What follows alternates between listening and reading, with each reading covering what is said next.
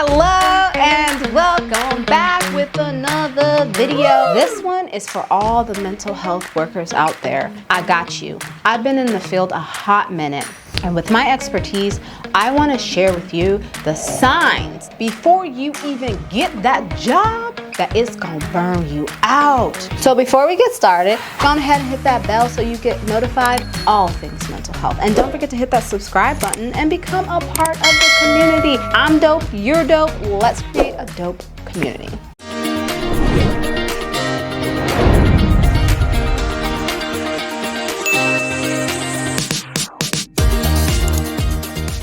Let's go ahead and jump into it. All right, y'all, I've had many jobs. I have worked in a day treatment facility. I have worked in a jail. I have worked in home with children diagnosed with autism. I own my own private practice. I did contracting private practice. I worked for an insurance company. That exhausted me, my career, but this ain't about me. This is about helping you.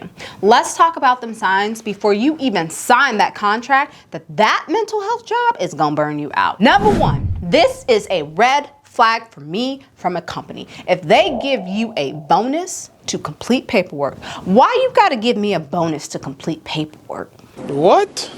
Let me tell you what happened. Honey, one of my jobs, it was when I worked at the day treatment facility. I should have known. I went in for the interview and they were like, yep, we got the sign-on bonus. And I was like, okay, baby. I mean, the sign-on bonus ain't much. I mean, if I'm being honest, I could probably go on a shopping spree at Target. That's about it. And the sign-on bonus, I said to myself, I remember sitting in the chair. I remember the room had warm lights in it. It was a white woman across the table. She looked like she was roughly about 54 years old. And I looked at her and I said, how about we add that to my salary? I know that I am good at paperwork. You don't need to give me a bonus for paperwork, but there's a reason why you do it. Either you've had paperwork issues, compliance issues, or your therapist that you currently have working for you don't get the paperwork done. Come to find out, when you work for the job that I was working for, it was a group paperwork. So if we ran group, all the clients were on a list and each client was in a group. And then the therapist had to sign off on that client and how they did for the day. And then once you were done, you passed the paperwork to the next therapist. I see where you trying to get me. You ain't gonna get me there.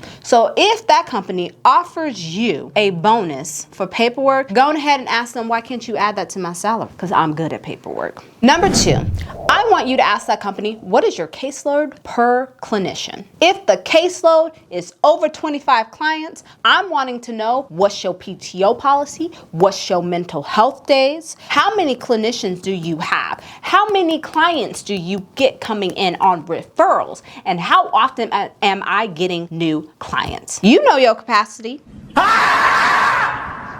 You know, I ain't gonna tell you what to do because it's your life, boo. And sometimes, I'm not gonna lie, when you just get out of grad school, you gotta take what you can get. But anything more than 25 clients per clinician, for me, in all the years that I have been in this field, is questionable in how the company operates. Unless it's private practice, and that's what the clinician chooses. Choices, baby. Number three, vague job description. Job description that says you get to offer services to the clients, you do DAs, you do paperwork. They start to have in the description things that sound like case management, but they try to use wording that make it sound like therapy skills. That's a red flag for me for a company. Don't give me no vague job description. You know why? Because what happens with vague job descriptions, and I feel like this is for any career path, that's how you find yourself doing more work because your job description is unclear. No, I want you to tell me exactly how you want me to perform, because guess what, honey? When you try to put things on my plate, when you try to put things on my calendar, and it ain't in my job description, you feel me? Don't let them vague job descriptions as a mental health get you, because you will find yourself burned out so quickly. I remember one of my jobs, y'all, the job itself burnt me out because I was a case manager, I was a therapist, I was also helping to supervise and manage. That wasn't in my job description. On top of that, I remember one of my jobs, they had me out here chasing teens that ran from the facility. It ain't say nothing about that in my job description. Number 4, urgently hiring. Y'all knew I was gonna say it. Let me tell you why. Here's the thing. I have no problem with the urgently hiring, but I do have a problem in the mental health field when it's urgently hiring. My question is, why are you urgently hiring? Is it that you have an influx of referrals of clients? Is it because you're a new business and people now see you and you're booming? Did you do great at marketing? I'm gonna ask questions about why are you urgently hiring?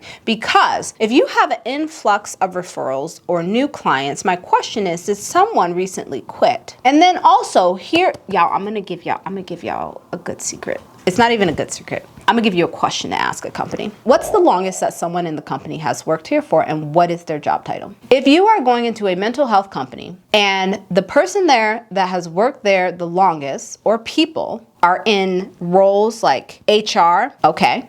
Now, we're also gonna ask them, how long has the therapist that's been here the longest and the shortest worked here for? If you find that the therapists or the mental health workers have roughly about a 2 to 1 year lifespan at this company, but HR has been here for 10 to 15 years, that's a red flag to me. And those are my warning signs that a job for you as a mental health worker is gonna burn you out. I wanna thank you so much for watching. I appreciate you. I want you to know that I create content to help you along your mental health journey, because this is a safe place for mental health. See you next time. Deuces.